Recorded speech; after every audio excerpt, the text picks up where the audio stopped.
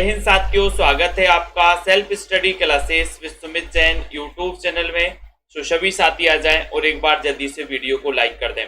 Self study classes का ये वाला जो ऐप है दोस्तों, ऐप प्ले स्टोर में जाकर के आप सभी साथी इसको डाउनलोड कर लें। ठीक है, ये सेल्फ स्टडी क्लासेस पूरा सर्च करना है, ये वाला लोगो आपको मिल जाएगा। ठीक है, और दोस्तों जिनको भी हिंदी साहित्य के नोट्स मंगवाना है विस्तृत वाले, ठीक है, चाहे वो दोस्तों झारखंड वाले टीजीटी पीजीटी वाले हो, यूपी टीजीटी वाले हो, राजस्थान वाले हों, या फिर दोस्तों एलटी ग्रेड वाले हों, सभी साथी, एमपी टेट वाले साथी भी ये नोट्स मंगवा सकते। बहुत ही बढ़िया नोट्स बनाए गए हैं, निचोड़ नोट्स बनाए गए, कई पुस्तकों का निचोड़ है, क्रमबद्ध टॉपिक भी है, ट्रिक भी है। ये नोट्स आप अपने घर पर मंगवा सकते हैं। ठीक है, और जिन भी साथियों ने दोस्तों अभी तक वीडियो को लाइक नहीं किया है, जिन भी साथियों को टीजीटी पीजीटी के कोर्स में एडमिशन लेना है, सो ऑफर समाप्त हो जाएगा दोस्तों। ठीक है, इस ऑफर का लाभ लेंगे 1200 में 12 महीने। इस टीजीटी पीजीटी के कोर्स में आप एडमिशन लेकर के अध्ययन कर सकते हैं, जिसमें डेली टेस्ट भी करवाए जाते हैं, है ना। और दोस्तों लाइव क्लास है, रिकॉर्डेड कोर्स, सारी चीजें इसमें रहती हैं। जिनको एडमिशन लेना वो संपर्क करें। और ये 3000 क्वेश्चन के जो नोट्स हैं दोस्तों, ये नोट्स भी आप अपने घर पर मंगवा सकते हैं। ठीक है, बहुत ही बढ़िया नोट्स हैं, 3000 क्वेश्चन के। सभी साथी मात्र 599, 500 इस नोट्स के दोस्तों प्राइस है, और 99 रुपए इसमें पोस्ट चार्ज आपको लगने वाला है। ठीक है, तो जिनको भी मंगवाना है वो सभी साथी मंगवा लें।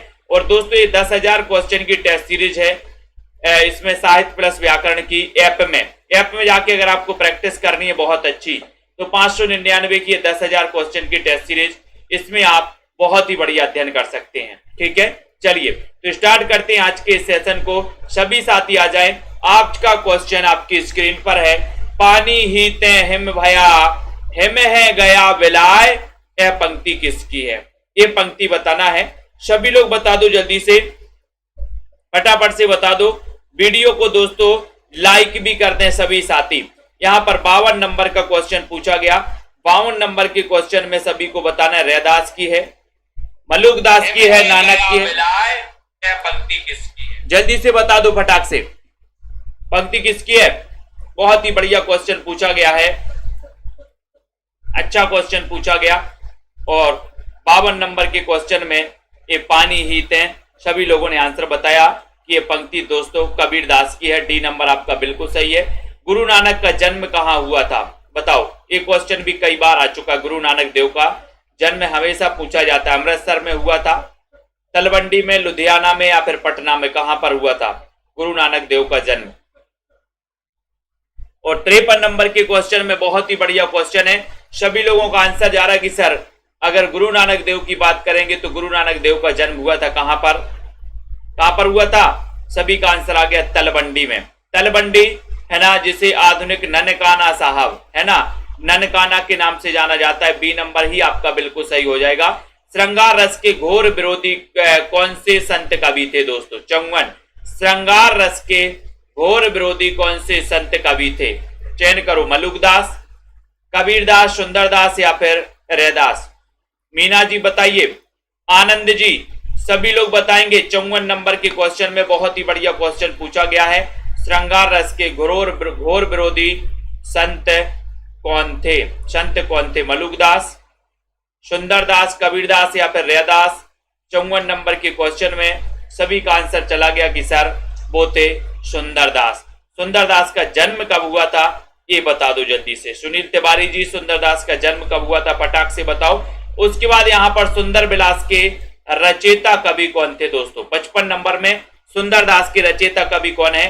3000 क्वेश्चन की टेस्ट सीरीज जिनको अपने घर पर मंगवाना है दोस्तों, वो मात्र 500 प्लस 99 पोस्ट चार्ज के माध्यम से आप अपने घर पर मंगवा सकते हैं दोस्तों। ठीक है, सुंदर विलास के रचयिता कवि कौन थे? 55 नंबर का उत्तर आपको बताना है, और आपका उत्तर है कि सर सुंदरदास थे। बी नंबर आपका सही है। ठीक है, 1596 में इनका जन्म हुआ था, सही बताया आपने। इन संत कवियों में सर्वाधिक शिक्षित कवि कौन थे दोस्तों? संत कवियों में सर्वाधिक शिक्षित कवि कौन थे? सुंदरदास, कबीरदास, रैदास, या फिर दादू दयाल? बताइए जल्दी से। संत कवियों में सर्वाधिक शिक्षित कवि कौन थे? अच्छा क्वेश्चन है, सबसे शिक्षित। और ये क्वेश्चन पहले भी आ चुका है, तब आपका उत्तर चला गया कि सर संत कवियों में सर्वाधिक शिक्षित कवि की बात करोगे तो वो सुंदरदास ही थे। ये नंबर आपका बिल्कुल सही आंसर चला गया। नामदेव का संबंध किस प्रवृत्ति से है? किस प्रवृत्ति से? सगुणोपासना से, निर्गुणोपासना से, नाथ पंथ से। नामदेव का संबंध किस प्रवृत्ति से है? 57 में बताना है। वीडियो को लाइक जरूर कर देना। नामदेव का संबंध बताना है, जल्दी बताओ, जल्दी से बताना है। यहां पर चयन करो, नामदेव का संबंध किस प्रवृत्ति से है, ये चयन करिए जल्दी से। और 57 नंबर के क्वेश्चन में आपका उत्तर जा रहा है कि सर नामदेव जो हैं ये सगुणोपासना एवं निर्गुणोपासना। ये क्वेश्चन कई बार आता है कि निम्न में से बताइए कौन सा ऐसा संत कवि है जो सगुणोपासना और निर्गुणोपासना दोनों से संबंधित है। तब आपका उत्तर है कि सर नामदेव का संबंध है सगुण और निर्गुण दोनों से। मैंने आपको पहले भी बताया था। ये आपका डी नंबर बहुत ही बढ़िया प्रश्न है। डी नंबर आपका बिल्कुल सही है। विठोबा के दोस्तों, विठोबा का भक्त किसे माना जाता है? विठोबा का भक्त 58 में बताइए। सुमन जी, दीपिका जी, सभी लोग आंसर बताएंगे, चयन करिए। रीनू जी बताइए, विठोबा का भक्त किसे माना जाता है? अच्छा क्वेश्चन है, सभी लोग बताएंगे, चयन कर लो जल्दी से। 58 नंबर का क्वेश्चन है, सभी लोग बताएंगे दोस्तों। संशोधित दोस्तों 3000 क्वेश्चन की संशोधित दोस्तों पुस्तिका, संशोधित जो किताब है वो प्रकाशित हो चुकी है। जिनको भी मंगवाना है वो मात्र 599 में मंगवा सकते हैं। विठोबा का भक्त किसे माना जाता है? 58 नंबर का क्वेश्चन पूछा है और उत्तर है कि सर नामदेव को माना जाता है। बी नंबर आपका बिल्कुल सही चला गया। बी नंबर आपका राइट आंसर हो गया। नामदेव आपका बिल्कुल सही है। भक्तमाल के अनुसार रामानंद के कितने शिष्य हैं? भक्तमाल के अनुसार रामानंद के शिष्य बताना है दोस्तों। आपको पता है कि सर जो हाँ नामदेव के गुरु थे, बिल्कुल सही है, ठीक है, विठोबा खेचर। और भक्तमाल के अनुसार रामानंद के शिष्य बताना है। बताइए तनु जी, प्रियंका जी, भक्तमाल के अनुसार रामानंद के शिष्य कौन थे? रामानंद के शिष्य बता, सॉरी कितने थे? 8, 9, 10 या फिर 12? तो भक्तमाल के अनुसार रामानंद के शिष्य थे। तो आपका उत्तर है 59 नंबर के क्वेश्चन में सभी का आंसर है 12, यानी डी नंबर 12 आपका सही है। गहना एक कनकते गहना इन मोह भाव न दूजा, इस पंक्ति में कबीर किस दर्शन का प्रतिपादन कर रहे हैं? गहना एक कनकते गहना इन मोह भाव न दूजा, बताओ जल्दी से बताइए मुनेन्द्र पाल जी। 60 नंबर का क्वेश्चन है। इसी प्रकार से रोज प्रैक्टिस करना है आपको। सेल्फ स्टडी क्लासेस दोस्तों यूट्यूब चैनल पर नए नए प्रश्न, नए नए क्वेश्चन आपके लिए यहाँ पर मिलते हैं, ठीक है। चयन कर दो जल्दी से यहाँ पर 60 नंबर के क्वेश्चन में। और 60 का उत्तर क्या जा रहा है? 60 का उत्तर जा रहा है कि सर इसमें वेदांत, वेदांत ये नंबर सही है बिंदु जी। कबीर पंथ का निर्माण इनमें से किस सिद्धांत से हुआ? 61 नंबर का क्वेश्चन है। बहुत ही अच्छे क्वेश्चन है दोस्तों। अरुण आरूज आवत जी, रेखा जी, कबीर पंथ का निर्माण इनमें से किस सिद्धांत से हुआ है? भारतीय ब्रह्मवाद से, सूफियों का भावात्मक रहस्यवाद से, बताइए वैष्णवों का अहिंसावाद से, या फिर उपर्युक्त सभी। यानी कि 60 नंबर का क्वेश्चन है।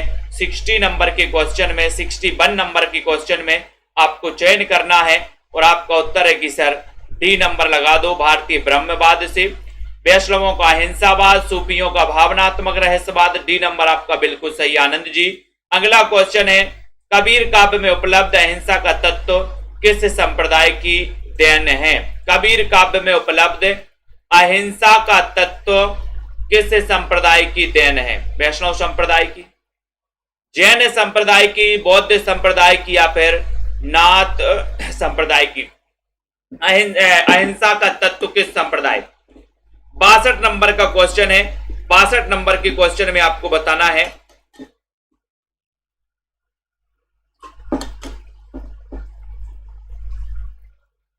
बताओ जल्दी से।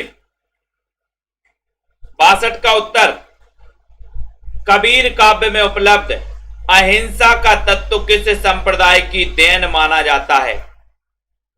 ये बताना है 62 में। और आपका उत्तर है कि सर वैष्णव संप्रदाय से।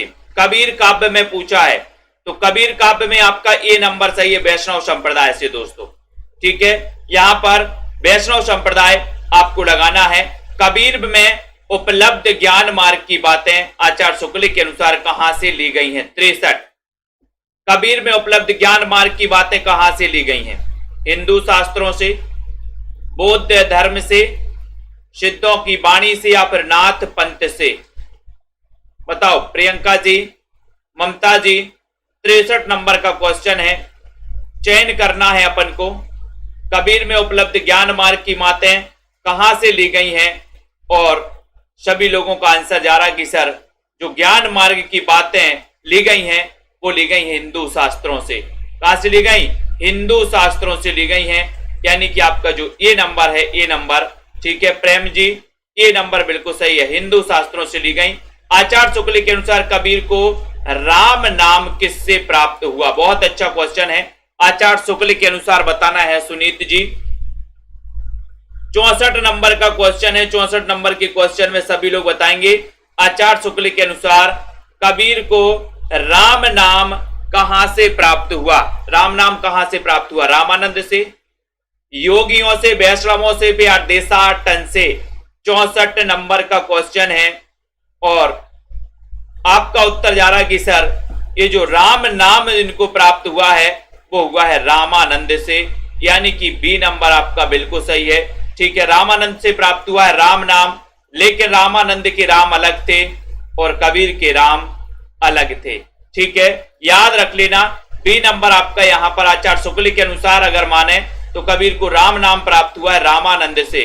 ठीक है, क्योंकि रामानंद सगुण थे और कबीर निर्गुण थे, है ना। अगले क्वेश्चन की ओर हम बढ़ेंगे। अगला क्वेश्चन यहां पर आता है, बहुत सारे क्वेश्चनों में से आप सभी साथी बिल्कुल सही उत्तर बता रहे हैं। अगला है कबीर काव्य में उपलब्ध प्रेम तत्व किसकी देन है? 65 नंबर का क्वेश्चन है। सरिता जी बताओ प्रेम तत्व किसकी देन है? वैष्णव संप्रदाय की, नाथ सूफी, या फिर रामावत संप्रदाय? 65 नंबर के क्वेश्चन में प्रेम तत्व किसकी देन है? प्रेम तत्व किसकी देन है? बताओ पूजा गौर जी, रतिपाल जी, प्रेम तत्व कबीर के काव्य में प्रेम तत्व किसकी देन है? ये पूछा है और आपका बिल्कुल सही आंसर चला गया कि सर ये सूफी संप्रदाय की देन है। सी नंबर आपका बिल्कुल सही है, कबीर काव्य में उपलब्ध प्रेम तत्व किसकी देन है? उत्तर चला गया सूफी संप्रदाय की देन है, सी नंबर। कौन सी रचना गुरु नानक की नहीं है? गुरु नानक की रचना कौन सी नहीं है? 66 में बताइए। गुरु नानक की, ओपी सिंह जी बताओ, गुरु नानक की कौन सी नहीं है? अष्टपदी जोग ग्रंथ, रहीरास, सोहिला, या आशा दीवार? तो बहुत ही अच्छा क्वेश्चन पूछा गया 66 नंबर के क्वेश्चन में, सभी लोग बताएंगे। वीडियो को लाइक कर दें दोस्तों। हिंदी साहित्य के विस्तृत नोट्स, गद्य साहित्य और पद्य साहित्य के जिनको भी मंगवाना है दोस्तों, ये विस्तृत हैं, गद्य और पद्य, यानी कि हिंदी भाषा से लेकर के पूरा नई कविता तक पद्य में है, और गद्य के विकास, नाटक, निबंध, उपन्यास, गद्य की अन्य विधाएं, ये गद्य साहित्य में पूरा विस्तृत है। साथ में दोस्तों क्रमबद्ध है, ट्रिक भी है। ठीक है, ये आप अपने घर पर मंगवा सकते हैं। 3000 क्वेश्चन की टेस्ट सीरीज जिनको भी अपने घर पर मंगवाना वो मंगवा सकते हैं। तो आपको पता है कि सर ये अष्टपदी जोग ग्रंथ ये गुरु नानक देव का ग्रंथ नहीं है, ये नंबर आपका बिल्कुल सही है। ठीक है, वेरी गुड। आचार्य शुक्ल ने निर्गुण मार्ग का निर्दिष्ट प्रवर्तक किसे माना है? 67 नंबर का बहुत ही अच्छा क्वेश्चन है दोस्तों। नए प्रश्न आप लोगों को देखने को मिल रहे हैं, अच्छे क्वेश्चन है, नॉलेज है, लेकिन प्रैक्टिस बहुत बढ़िया हो रही है। बिल्कुल आर्ट लाइव जी बिल्कुल संपर्क कर सकते हैं। आचार्य शुक्ल ने निर्गुण मार्ग का निर्दिष्ट प्रवर्तक किसे माना है? रामानंद को, नामदेव को, कबीर, या फिर ज्ञान देव को? चयन करिए। 67 नंबर के क्वेश्चन में 67 नंबर का क्वेश्चन पूछा गया यहां पर और आपका उत्तर चला गया कि सर निर्गुण मार्ग का निर्दिष्ट प्रवर्तक किसे माना? उत्तर चला गया कबीर को। कबीर को, यानी कि आपका सी नंबर बिल्कुल सही है, कबीर को माना है। ठीक है, इनमें से संत काव्य की प्रवृत्ति कौन सी नहीं? बहुत अच्छा क्वेश्चन है, जल्दी से बताओ संत काव्य की प्रवृत्ति कौन सी नहीं है? कौन सी नहीं है संत काव्य की प्रवृत्ति? महा आडंबरों का खंडन, जाति पाति का खंडन, आचरण की शुद्धता पर बल, या फिर सगुणोपासना। बताओ संत काव्य की प्रवृत्ति कौन सी नहीं है। अच्छा क्वेश्चन पूछा गया और आपका उत्तर जा रहा कि सर संत काव्य की प्रवृत्ति की अगर बात करते हो तो बाहर डंबरों का खंडन तो किया गया, जाति पाति का खंडन भी किया गया, आचरण की शुद्धता पर भी बल है, लेकिन सगुणोपासना ये विशेषता नहीं है। डी आपका बिल्कुल सही है। माया महा ठगीनी हम जानी ये पंक्ति किस कवि की है। 69 में बताइए मनीषा जी। माया महा ठगीनी हम जानी, रिया बाद्रा जी बताइए, चयन करिए। मुनेन्द्र जी, मनीषा जी, सभी लोग बताएंगे 69 नंबर के क्वेश्चन में। बताइए जल्दी से, चयन करो। दीपिका शुक्ला जी, AK जी बताओ जल्दी से। रश्मि गुप्ता जी 69 नंबर के क्वेश्चन में एक बार शेयर जरूर कर देना। और ये माया महा ठगीनी हम जानी ये पंक्ति कबीर दास की ही है। कबीर यानी सी नंबर। हिंदी का कौन सा कवि समाज सुधारक पहले है, भक्त और कवि बाद में। 70 का क्वेश्चन, बहुत ही सरल क्वेश्चन, आसान क्वेश्चन, मजेदार क्वेश्चन है कि हिंदी का कौन सा कवि समाज सुधारक पहले है और भक्त कवि बाद में। कबीर, जायसी, गुरु नानक या फिर तुलसी। रेणु जी बताइए। 70 नंबर का क्वेश्चन है और लगभग सभी को पता है कि सर कबीरदास समाज सुधारक पहले हैं, भक्त और कवि बाद में हैं। ये नंबर आपका सही है। इनमें से सूफी काव्य का दूसरा नाम क्या है? सूफी काव्य का दूसरा नाम क्या है? 71 में बताइए। निशा जी, सुप्रिया वर्मा जी, नीलम जी, हरप्रीत जी, सभी लोग बताओ। सूफी काव्य का दूसरा नाम क्या है? प्रेम मार्गी शाखा, प्रेम आख्यानक काव्य, या फिर प्रेमाश्रय शाखा, या फिर सभी। तो सूफी काव्य का दूसरा नाम क्या है? ये क्वेश्चन बहुत ही बढ़िया पूछा गया है 71 नंबर में। तो आपको पता है इसे प्रेम मार्गी भी कहा जाता है, प्रेमाश्रय भी कहा जाता है, प्रेमाख्यानक भी कहा जाता, यानी कि आपका डी नंबर बिल्कुल सही है। सूफी प्रेमाख्यानकों में कौन सी विशेषता प्रायः होती है? बताओ, ये बताइए। 72 में नायिका के नाम का अंत बती से होता है, नायिका किसी द्वीप की निवासिनी होती है, स्वप्न दर्शन, चित्र दर्शन या गुण कथन से नायक नायिका में प्रेम होता है। उपर्युक्त सभी कौन सी विशेषता प्रायः होती है? ये बताइए, जल्दी से बताइए। तो सभी को पता है 72 नंबर के क्वेश्चन में कि सर सभी है। नायिका के नाम का अंत बती से होता है, ये बिल्कुल सही है। नायिका किसी द्वीप की निवासिनी, ये भी है, ठीक है। सूफी मत का आदि स्रोत डॉक्टर नगेंद्र ने किससे माना है? सूफी मत का आदि स्रोत किससे माना है? सामी जातियों की आदम प्रवृत्ति से, इस्लाम धर्म से, मसीह धर्म से, या फिर वैष्णव धर्म से। सूफी मत का आदि स्रोत डॉक्टर नगेंद्र ने किससे माना है? 73 नंबर का क्वेश्चन है। 73 नंबर के क्वेश्चन में सभी लोग बताएंगे। बताओ, डॉक्टर नगेंद्र का मत बताना है। डॉक्टर नगेंद्र का मत क्या है? 73 का क्वेश्चन है। बहुत ही बढ़िया क्वेश्चन है और सभी लोग बिल्कुल सही आंसर बता रहे हैं कि सर डॉक्टर नगेंद्र ने सामी जातियों की आदिम प्रवृत्ति से माना है सूफी मत का आदि स्रोत। ये नंबर बताया है, बिल्कुल सही है रतिपाल जी, ये नंबर सही है। अवधी भाषा का प्रथम महाकाव्य कौन सा ग्रंथ है? अवधी भाषा का प्रथम महाकाव्य कौन सा ग्रंथ है? ये बताना है। बहुत ही बढ़िया दोस्तों, वीडियो को लाइक जरूर कर देना सभी साथी। 74 नंबर का क्वेश्चन है, अवधी भाषा का प्रथम महाकाव्य कौन सा है? बहुत अच्छा क्वेश्चन है, देखते हैं कौन कौन सही बताएगा। 74 नंबर के क्वेश्चन में 74 में बताइए जल्दी से। 74 का आंसर बताना है। अवधी भाषा का प्रथम महाकाव्य कौन सा है?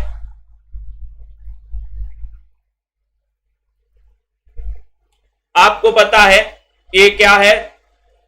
ये 1574, ये 1540, यानी कि प्रथम कौन सा होगा? बी यानी पद्मावत। पद्मावत भी अवधी भाषा में लिखा गया, ठीक है। और आपका उत्तर है बी नंबर, है ना। अब आप देखो बहुत सारे लोग ए लगा रहे हैं, 74 में ए लगा रहे हैं। रचना काल बताओ, रामचरितमानस का रचना काल क्या है और पद्मावत का रचना काल क्या है? देखो लाइन से ए बता रहे हैं बहुत सारे लोग। वेरी गुड, रचना काल बताइए। रामचरितमानस का रचना काल क्या है? और पद्मावत का क्या है? तो यहां पर अवधी भाषा का प्रथम महाकाव्य पूछा है, तो आप क्या लगाओगे? पद्मावत। बी नंबर, सूफी शब्द की व्युत्पत्ति किस शब्द से अधिकांश लोग मानते हैं? सूफी शब्द की व्युत्पत्ति किस शब्द से मानी जाती है? सूफ से, सोफिया से, सफा या फिर सुफा से? 75 का क्वेश्चन है। 75 नंबर के क्वेश्चन में सभी लोग आंसर बताएंगे और अधिकांश लोग जो मांगते हैं वो मानते कैसे? सूफ से मानते हैं, सूफ से यानी ए नंबर। ठीक है, सूफी शब्द की उत्पत्ति अधिकांश विद्वान कैसे मानते हैं? सूफ से। ठीक है, बहुत बढ़िया। अगले क्वेश्चन की ओर हम यहां पर जाएंगे दोस्तों। यहां पर आ रहा है सूफी काव्य का प्रमुख तत्व इनमें से क्या है? सूफी काव्य का प्रमुख तत्व कौन सा है, ये पूछा गया है। जल्दी से बताइए। ज्ञान है, प्रेम है, फना है या फिर रूह है? सूफी काव्य का प्रमुख तत्व इनमें से कौन है? प्रमोद जी बताइए। छवि शंकर जी 76 नंबर का क्वेश्चन है। 76 नंबर के क्वेश्चन में सभी लोगों को पता है कि सर सूफी काव्य की अगर बात करोगे तो सूफी काव्य का जो प्रमुख तत्व माना जाता है वो प्रेम ही माना जाता है। प्रेम की महत्ता को ही इन्होंने दोस्तों प्रतिपादित किया है। बी नंबर सही है। सूफी साधना में ईश्वर की कल्पना किस रूप में की गई है? 77 में क्वेश्चन ज्योति जी बताइए। मोनिका जी, दीपिका जी, सूफी साधना में ईश्वर की कल्पना किस रूप में की गई है? पति के रूप में, पत्नी के रूप में, मित्र के रूप में या फिर कोई नहीं? तो आर के गौतम जी, सुप्रिया, अनिल ठाकुर जी, सभी लोगों का आंसर आ रहा है कि सर ये सूफी साधना में जो ईश्वर की कल्पना की गई वो पत्नी के रूप में की गई। बी नंबर आपका बिल्कुल सही है। बी नंबर, इनमें से कौन सी दशा हाल की दशा में गिनी जाती है? हाल की दशा में गिनी जाती है। शरीयत, तरीकत या फिर हकीकत? यानी कि 78 नंबर का क्वेश्चन है।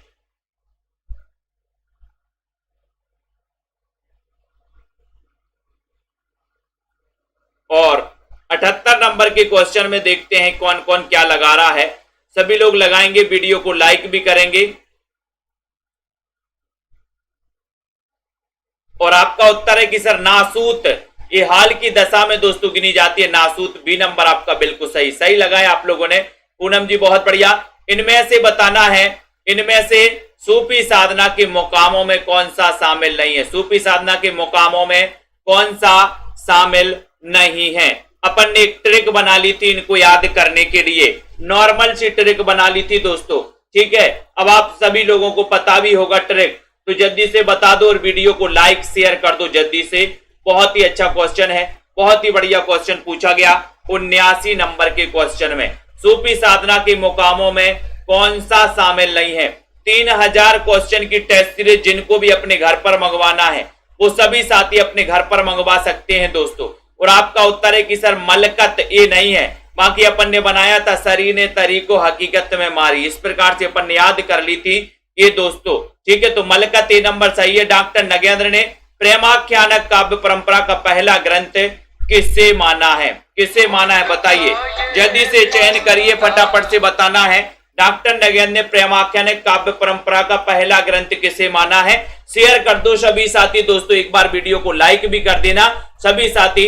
इतना बढ़िया सेशन और इतना अच्छे क्वेश्चन आपसे पूछे जा रहे हैं। 80 नंबर का क्वेश्चन है और 80 नंबर के क्वेश्चन में सभी लोग आंसर बता रहे हैं कि सर 80 में आपको पता है कि डॉक्टर नगेंद्र की बात करें तो इन्होंने हंसावली को माना। हंसावली की रचना किसकी है?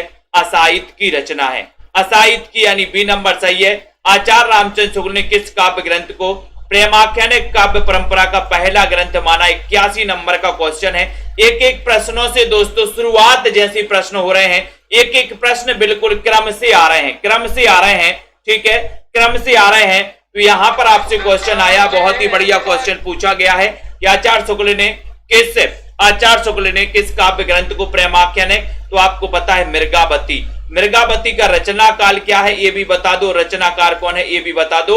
ईश्वर दास कृत सत्यवती कथा को किस आलोचक ने हिंदी प्रेमाख्यानक काव्य परंपरा का पहला ग्रंथ माना है? 82 नंबर का क्वेश्चन है। और आपको पता है ईश्वर दास राम भक्ति शाखा के कवि हैं, है ना। उसके बाद 82 का उत्तर बताना है। शेयर जरूर कर देना दोस्तों सभी साथी। इस सेशन से रोज रात्रि 9 बजे जुड़ना है।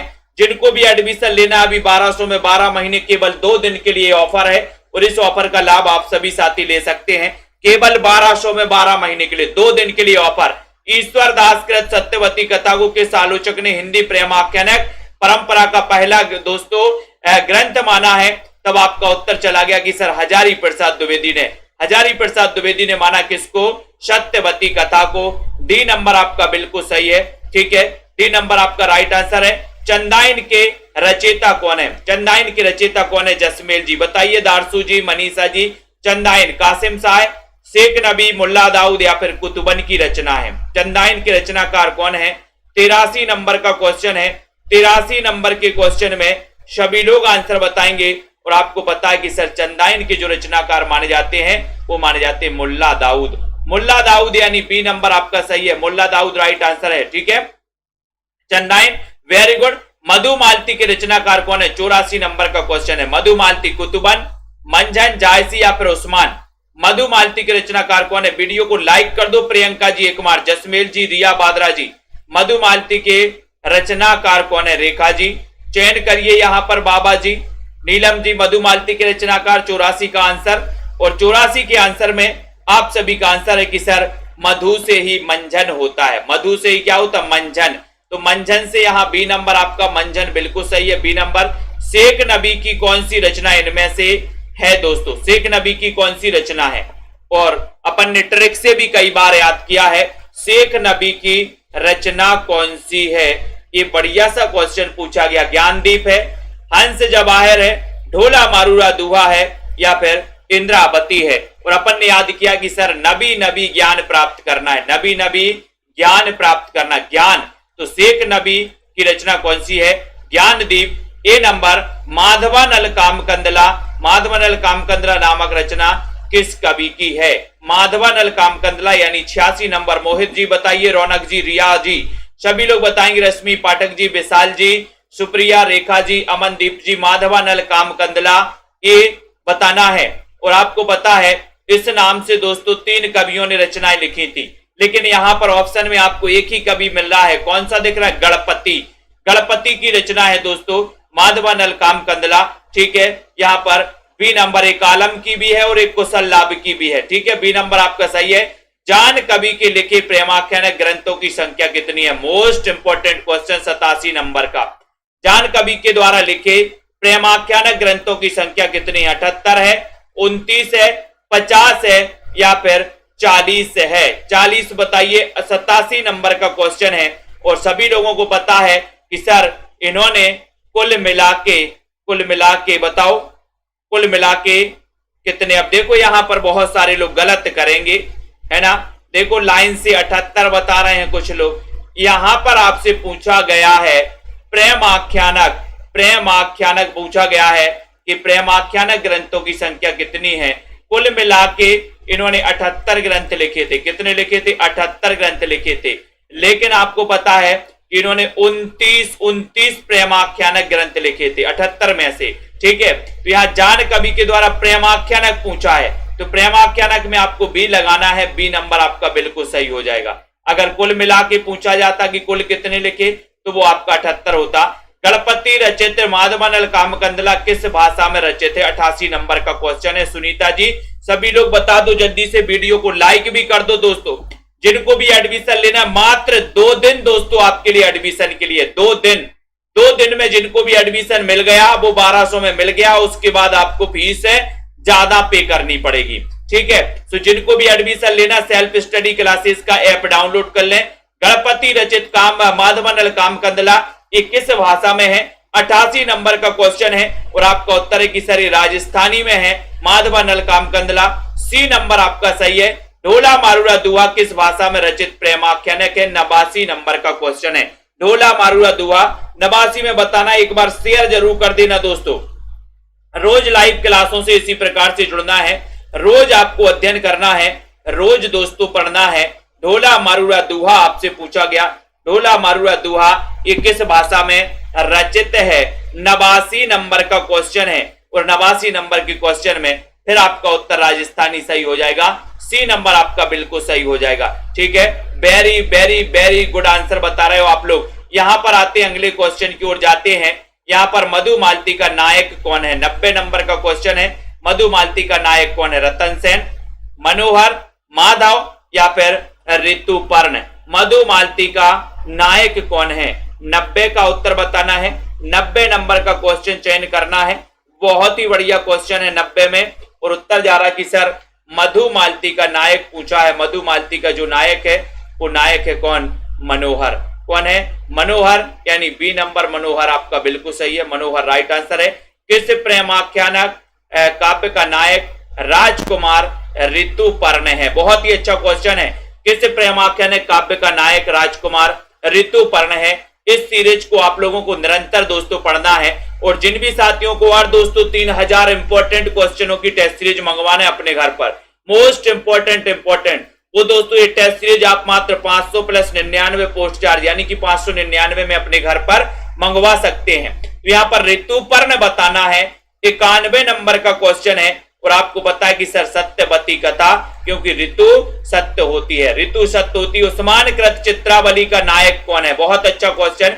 92 नंबर के क्वेश्चन में बताइए वंदना जी, आर के जी, अनुपम जी, श्वेता सैनी जी, विजय शंकर जी, उस्मान कृत चित्रावली का नायक कौन है? माधव है, सुजान है, कृष्ण है, लक्ष्मण सेन है। उस्मान कृत चित्रावली का नायक कौन है? 92 नंबर का क्वेश्चन पूछा गया, और 92 नंबर के क्वेश्चन में सही आंसर चला गया सुजान, यानी सी नंबर आपका सही है ना। चित्रावली का नायक कौन है दोस्तों? सुजान, नायक है सुजान, ठीक है। और यहां पर पूछा गया ज्ञानदीप नामक प्रेमाख्यानक काव्य की नायिका कौन है? बहुत अच्छा क्वेश्चन। 13 नंबर, ज्ञानदीप की नायिका कौन है दोस्तों? ज्ञानदीप की नायिका बताना है बाबा जी, बताइए यहां पर, और चयन करना है। चेतन जी बताइए जल्दी से। रमन नेंगी जी, ज्ञानदीप यानी कि 93 नंबर का क्वेश्चन, और 93 नंबर के क्वेश्चन में सभी का आंसर चला गया कि सर ज्ञानदीप की जो नायिका है वो है देवयानी, यानी बी नंबर। देवयानी याद कर लेना है। पद्मावत किस भाषा में लिखा गया? ये 1540 में लिखा गया दोस्तों ये ग्रंथ, लेकिन आपको बताना है कि आखिर किस भाषा में लिखा गया, इसकी भाषा क्या है। एक अच्छा क्वेश्चन, एक बढ़िया सा क्वेश्चन आप लोगों के सामने है। सभी लोग बताइए। पद्मावत 1540 का ग्रंथ है ना, 2 भागों में प्रकाशित है, 57 इसके खंड है। जायसी का ये ग्रंथ है, हिंदी का प्रथम प्रमाणिक महाकाव्य भी माना जाता है, ठीक है। तो पद्मावत किस भाषा में लिखा गया? तब आपका उत्तर चला गया कि सर अवधी भाषा में लिखा गया। अवधी आपका बिल्कुल सही है। जायसी ने पद्मावत जब लिखा तब दिल्ली पर किस राजा का शासन था? बताओ। 95 में जायसी ने पद्मावत जब लिखा था तो दिल्ली पर किस राजा का शासन था? अकबर का, हुमायूं, शेरशाह या फिर जहांगीर? सभी लोग सब्सक्राइब जरूर कर लेंगे और बेल आइकन को दबा देंगे। बहुत अच्छा क्वेश्चन आया है दोस्तों। जायसी ने पद्मावत जब लिखा था तब दिल्ली पर किस राजा का शासन था? 95 नंबर का क्वेश्चन, नया क्वेश्चन है, और सभी लोग आंसर बता रहे कि सर तब दिल्ली पर शासन था शेर शाह सूरी, यानी कि सी नंबर शेर शाह का था, ठीक है। सी आपका बिल्कुल सही है। तन चित और मन राजा कीना पंक्ति किस काव्य ग्रंथ की है? चयन कर दो जल्दी से। तन चित और मन राजा कीना, मन राजा कीना मृगावती, पद्मावत, मधुमालती या फिर चित्रावली? तो 96 नंबर का क्वेश्चन है। तन चित और मन राजा कीना ये पंक्ति 96 नंबर का क्वेश्चन। 96 नंबर का, और ये पंक्ति आपको पता ही है, तो आपका उत्तर है कि सर पद्मावत, यानी बी नंबर आपका सही है। माधवन काम कंदला पर प्रेमाख्यानक किस कवि ने लिखा है? माधवन काम कंदला। तो यहां पर आपको पता है 97 नंबर का बहुत ही बढ़िया क्वेश्चन पूछा गया। ऐसे क्वेश्चन दोस्तों आपके लिए डाउट्स क्लियर कर देते हैं, बहुत ही बढ़िया क्वेश्चन है। अब आप सभी साथी एक बार बताएंगे, जल्दी से चयन करना है, चयन करो जल्दी से। आपको पता है कि सर गणपति ने कब लिखा, और उसके बाद कुशल लाभ ने कब लिखा, और आलम ने कब लिखा। ये अगर तीनों आप बता दोगे, सन बता दो तो मजा आ जाएगा। यहां पर आपको पता है कि सर माधवन काम कंदला, गणपति ने भी लिखा, कुशल लाभ ने भी लिखा इसी नाम से ग्रंथ, और आलम ने भी लिखा, यानी डी नंबर आपका सही है। अब आपको बताना गणपति ने कब लिखा, कुशल लाभ ने कब लिखा और आलम ने कब लिखा। इसका सन भी बता दो जल्दी से। रतन शेखर कथा के आधार पर हिंदी में कौन सा ग्रंथ लिखा गया? रतन शेखर कथा के आधार पर 98 नंबर का क्वेश्चन है। अमनदीप जी, नितिन सागर जी, रिया जी, सभी लोग बताइए रतन शेखर कथा के आधार पर हिंदी में कौन सा ग्रंथ लिखा गया है? कौन सा ग्रंथ लिखा गया बताओ? 1527, 1556 बिल्कुल सही है ना, और 1584। वेरी गुड मोहित जी, 1527, 56 और 1584 सही है। ठीक है, यहां पर 98 नंबर का क्वेश्चन है। 98 में रतन शेखर कथा के आधार पर जो ग्रंथ लिखा गया वो लिखा गया दोस्तों कौन सा ग्रंथ लिखा गया है? कौन सा रतन शेखर? तो यहां पर पद्मावत ही लिखा गया है ना, यानी कि आपका रतन सेन कथा, यानी कि दोस्तों यहां पर बी नंबर आपका बिल्कुल सही है। हिंदी का कौन सा प्रेमाख्यान कवि एक आंख वाला काना था? बहुत अच्छा क्वेश्चन है, 99 नंबर का क्वेश्चन है। ऐसे क्वेश्चन दोस्तों कम ही मिलते हैं, और जब पुस्तकों में आते हैं तो मुश्किल से 1-2 स्टूडेंट का तुक्का लग जाए तो ही बता पाते हैं। हिंदी का कौन सा प्रेमाख्यान कवि एक आंख का काना था? एक आंख का काना था हरीश जी, विश्वास मलिक जी, ईश्वरदास, शेख नबी, जायसी या फिर कुतुबन। 99 नंबर का क्वेश्चन है, 99 नंबर का क्वेश्चन है, और आपका देख रहे हैं क्या उत्तर जा रहा है। एक आंख का काना था तो उत्तर चला गया कि सर जायसी एक आंख के काने थे। ठीक है, डी आपका बिल्कुल सही है ना। ओ मैं जानी कवित असकीना, मकु यह रहे जगत मन चीना, ये पंक्ति किस कवि की है? ये पंक्ति किस कवि की है? पूजा जी, बीनू जी, जल्दी से चयन करो। बहुत ही अच्छा क्वेश्चन है, फटाफट से बताएंगे। 100 नंबर का क्वेश्चन है, 100 नंबर का क्वेश्चन। ओ मन जानी कवित असकीना, मकु यह रहे जगत मन चीना, जगत मन चीना। चयन कर दो जल्दी से, तुलसीदास की है, कुतुबन की है, या फिर किसकी है? 100 नंबर के प्रश्न में आपको बहुत ही बढ़िया आंसर आया कि सर ये भी पंक्ति जायसी की है। बी नंबर आपका सही है। किस काव्य ग्रंथ में रूपकत्व का निर्वाह माना गया है? 101 नंबर का क्वेश्चन है। रूपकत्व का प्रवाह किस में माना गया दोस्तों? चयन कर दो जल्दी से। पद्मावत में, मृगावती में, हंसावली या फिर मधुमालती में रूपकत्व का प्रवाह निर्वाह माना गया तो किस में माना गया है? जल्दी से चयन कर दो, लाइक कर दो न्यू अकेडमी जी, है ना। और 3000 क्वेश्चन की टेस्ट सीरीज जिनको भी अपने घर पर मंगवाना है, बहुत ही इंपॉर्टेंट टेस्ट सीरीज बनाई गई है टॉपिक वाइज। ठीक है, तो मात्र 599 में अपने घर पर मंगवा सकते हैं। और 101 नंबर के क्वेश्चन में आपका उत्तर चला गया कि सर पद्मावत रूपकत्व का निर्वाह माना जाता है इसमें। ये नंबर, इनमें से कौन सी विशेषता सूफी काव्यों की नहीं है? सूफी काव्यों की कौन सी विशेषता नहीं है दोस्तों? ठीक है, और 1200 में 12 महीने का जो एडमिशन जिनको लेना है टमाटर जी, है ना, वो एडमिशन ले सकते हो टमाटर खा के। ठीक है, और दोस्तों ये ऑफर मात्र 2 दिन के लिए यानी कि 15 अगस्त तक के लिए है। ठीक है, और जिन्होंने ले लिया दोस्तों ले लिया, उसके बाद ये ऑफर 3-4 महीने आपके लिए नहीं आने वाला। ठीक है, तो कौन सी विशेषता सूफी काव्यों की नहीं है? जल्दी से बताइए चेतन जी। 102 नंबर का क्वेश्चन है। एग्जाम आते रहेंगे जाते रहेंगे, लेकिन दोस्तों याद करना है कि सर रहस्यवादी भावना तो है, हिंदू संस्कृति का चित्रण भी तो है, लेकिन लौकिक प्रेम के माध्यम से अलौकिक प्रेम की प्राप्ति ये भी है, लेकिन उत्तर है ब्रज भाषा का प्रयोग, ये नहीं है। डी नंबर आपका बिल्कुल सही है, डी नंबर राइट आंसर बताया। अगले क्वेश्चन की ओर हम जाएंगे। जायसी के गुरु का नाम क्या था दोस्तों? जायसी के गुरु का नाम क्या था?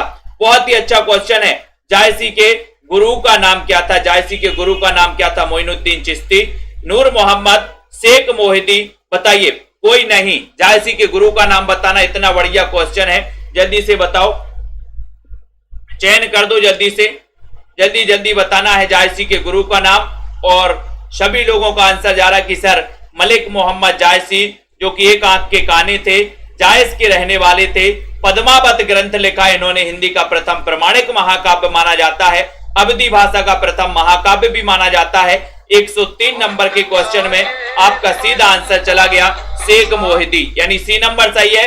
आखिरी कलाम नामक पुस्तक जायसी ने किस शासक के शासनकाल, बहुत ही बढ़िया क्वेश्चन, किस शासक के शासनकाल में दोस्तों ये लिखी थी, ये बताइए जल्दी। आखिरी कलाम किस शासक के शासनकाल में लिखी थी? बाबर के, हुमायूं के, शेरशाह सूरी या फिर अकबर के? आखिरी कलाम नामक पुस्तक जायसी ने किस शासक के शासन काल में लिखी थी? अमनदीप जी, रुद्र जी बताइए। और दोस्तों बहुत ही पूरी ताकत से अब आप लग जाइए पढ़ाई करने के लिए, ठीक है। 104 नंबर का क्वेश्चन और आपका उत्तर है कि सर ये जो आखिरी कलाम लिखी थी ये लिखी थी किसके? बाबर के शासनकाल में। बहुत ही अच्छा क्वेश्चन है, ये नंबर सही है टमाटर जी, ठीक है। पद्मावत की अधिकतर हस्तलिखित प्रतियां किस लिपि में मिलती हैं? आज टमाटर भी अपनी क्लास में है, कल आलू भी आएगा, बैगन भी आएगा, है ना। और दोस्तों बैगन का पौधा अपन ने एक आज कहानी पढ़ी थी, बैगन का पौधा, ठीक है। बैगन का पौधा किसकी कहानी है बता दो जरा, आज अपन ने पढ़ी थी। तो सब आएंगे, सब्जियां भी आएंगी, फल भी आएंगे, है ना। पद्मावत की अधिकतर हस्तलिखित प्रतियां किस लिपि में मिली हैं? 105 नंबर का क्वेश्चन है और आपका उत्तर है कि सर पद्मावत की जो अधिकतर जो प्रतियां मिली हस्तलिखित वो फारसी लिपि में मिली हैं। बी नंबर आपका बिल्कुल सही है ना। मोही का हासेसी की कोहरही, ये पंक्ति बताना 106 नंबर के क्वेश्चन में। जल्दी से बताइए वंदना जी, परमिंदर जी, बताओ जल्दी से। बैगन का पौधा ये किसकी कहानी है? तो आपको पता है कि सर ये उपेंद्र नाथ अश्क की कहानी है। बैगन का पौधा, बैगन का पौधा बोले अश्क बहाता है ना। मोही का हंसेसी की कोरही, ये पंक्ति बताना 106 नंबर का क्वेश्चन है। उत्तर चला गया बी आपका सही है, बी आपका जायसी बिल्कुल राइट आंसर है। जायसी आपका बिल्कुल सही आंसर है, ठीक है। तो सभी साथियों के लिए धन्यवाद। इसके बाद कल अपन अध्ययन करेंगे। इसके बाद दोस्तों अपना सेशन कल चलेगा, इसी भक्ति काल पर ही चलेगा, ठीक है। कम ही सही क्वेश्चन, कम ही सही, लेकिन हम फिर पढ़ेंगे, ठीक है। वेरी गुड, सभी साथियों के लिए धन्यवाद। सेल्फ स्टडी क्लासेस का ये वाला जो ऐप है, ये वाला ऐप डाउनलोड कर ले सभी साथी, ठीक है। और एक क्रमबद्ध टॉपिक वाले जिनको भी नोट्स मंगवाना, हिंदी साहित्य के दोस्तों विस्तृत नोट्स हैं, है ना। 2 पार्ट में ये नोट्स हैं। ये नोट्स बहुत ही उपयोगी नोट्स हैं दोस्तों, ट्रिक भी है इसमें, क्रमबद्ध टॉपिक भी, बहुत ही बढ़िया नोट्स आप अपने घर पर मंगवा सकते हैं। हिंदी साहित्य के जिनको भी 3000 क्वेश्चन की प्रैक्टिस सेट मंगवाना है, एमपी टेट वाले साथी हो, टीजीटी पीजीटी वाले साथी हो, है ना, मास्टर कैडर वाले कोई भी साथी हो, ये प्रैक्टिस के लिए बहुत ही इंपॉर्टेंट क्वेश्चनों का सिलेक्शन किया गया है, ठीक है। और दोस्तों यहाँ पर टीजीटी पीजीटी वाले इस कोर्स में एडमिशन ले सकते, 2 दिन के लिए ऑफर बचा है, ठीक है।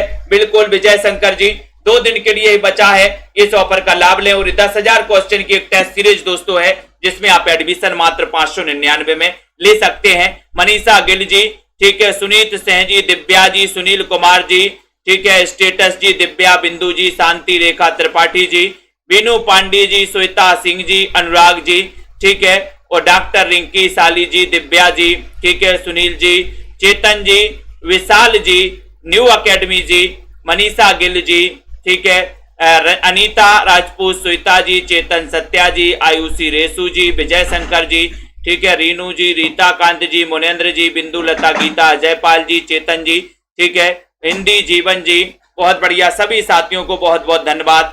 अध्ययन करते रहें, पढ़ते रहें। कीर्ति जी, ठीक है, अजय जी, कीर्ति गुप्ता, ओपी जी, अजय यादव जी, अमन जी, राधिका, ठीक है, सुमन रेखा जी, आरती वर्मा, रीता कांत जी, मिथिलेश जी, कीर्ति जी, संतोष कुमार जी, ममता जी, मुनेन्द्र पाल जी, ठीक है, अजय जी, सभी साथियों को बहुत बहुत धन्यवाद। 3000 क्वेश्चन की प्रैक्टिस सीरीज जिनको भी मंगवाना है, आप सभी साथी घर पर मंगवा सकते हैं, है ना, मात्र 599 में, ठीक है। अजय यादव जी, किशन जी, मनीषा, चेतन जी, दीपिका जी, सभी साथियों को धन्यवाद। कमलेश जी, रीता यादव जी, ठीक है, वेरी गुड। रीना, हरीश जी, विश्वास मलिक जी, सभी को धन्यवाद। जय हिंद।